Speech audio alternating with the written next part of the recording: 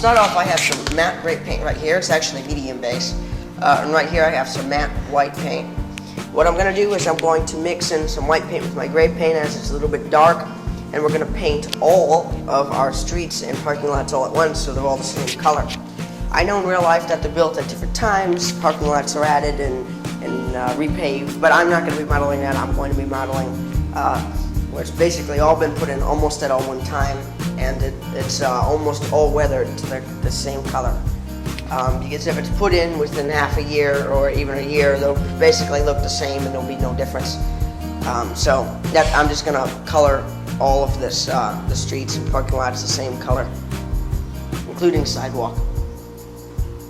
So I'm going to use this cheap Home Depot. It's like a $1 brush. I recommend this for model railroading.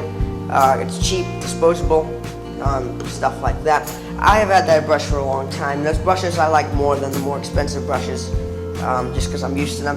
And I'm going to use this mixing container. It does have some paint down there, but all that's dry, so I don't think it's going to be a problem.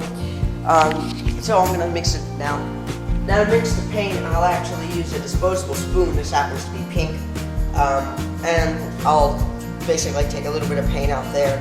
And it first of all gives me control, and it's also disposable so I don't get paint runs down the side of my can.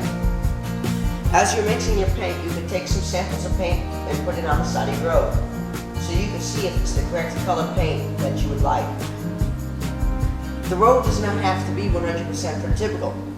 It's whatever looks good. If it looks good, then that's good enough. If it doesn't look good, I would recommend you remix your paint and repaint the road until it gets to the proper color that you like.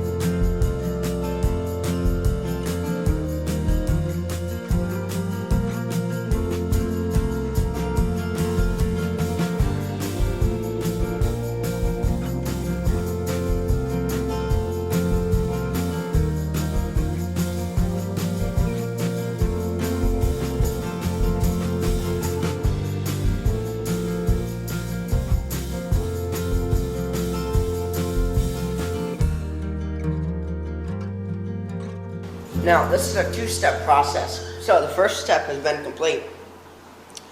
I have let it dry. The second step you want to do is you want to take your brush and you want to apply some paint on your brush. And you want to dab the road if you put it like this.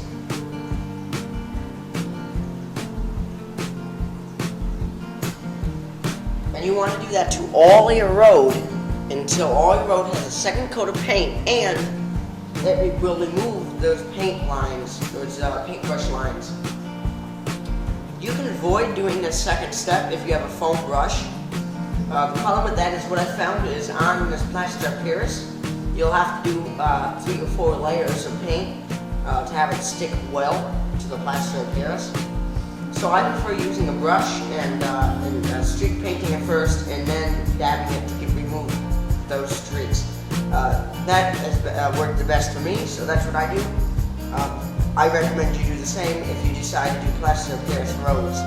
You can also buy the Woodland Scenics street paint. That soaks in the plaster of Paris quite well. It's more watery, there's a water consistency. You can buy that, or you can water down your own paint. You can do any of those. You can even buy the Woodland Scenics road kit and stuff like that. I recommend this way. It's cheaper and this works. So I'm gonna do the rest of this time lapse as always.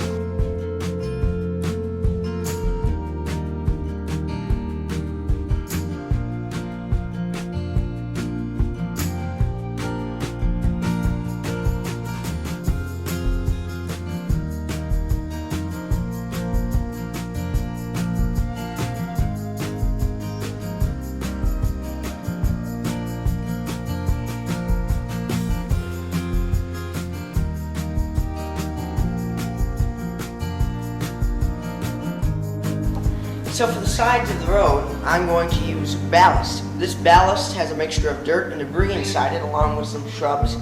That's going to be on the side of the road. I also use this ballast for my track, and that's how I stretch out my ballast. So far, to do all my track work, I've used 1 container of ballast, and I've even used that 1 container of ballast for previous layouts. So to make your ballast stretch, just add some dirt in there. Now, preferably it's sand. In Florida, we have a lot of sand, so you can't tell that my ballast is sand in it, and I stretched it out. So, let's get started.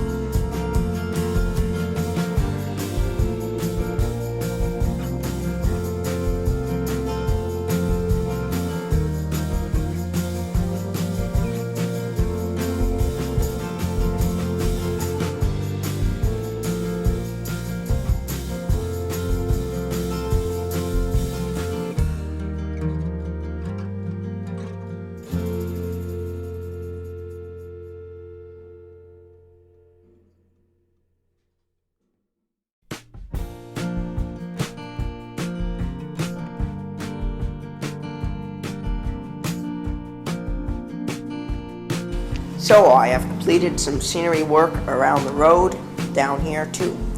Now I have not ballasted this track yet, and you may notice there's also no scenery over here. There's a reason why, but I cannot disclose that information right now, as that's going to be in a surprise video dedicated just towards this.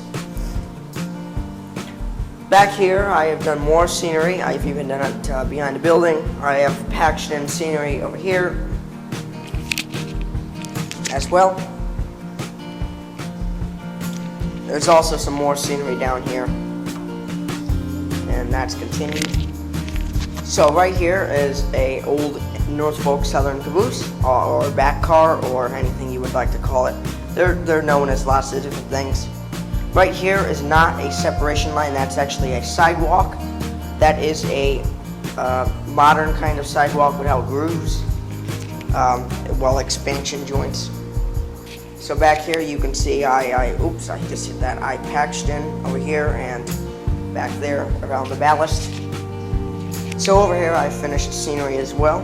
Over here I have stopped scenery abruptly because the hill has to come down here and I have to do all the plaster pierce work. So that has to stop right there. Right here is a parking lot which leads to the sidewalk. This parking lot and the sidewalk have to do with that big empty space right near the track. I will not say why yet. That will be for that video. If you want to see what all this work here is eventually going to lead up to, subscribe to the channel and turn notifications on so you can get notified when the video gets uploaded. So that's the end of this video, and that's the end of the mini-series. So thank you for watching, and have a great day.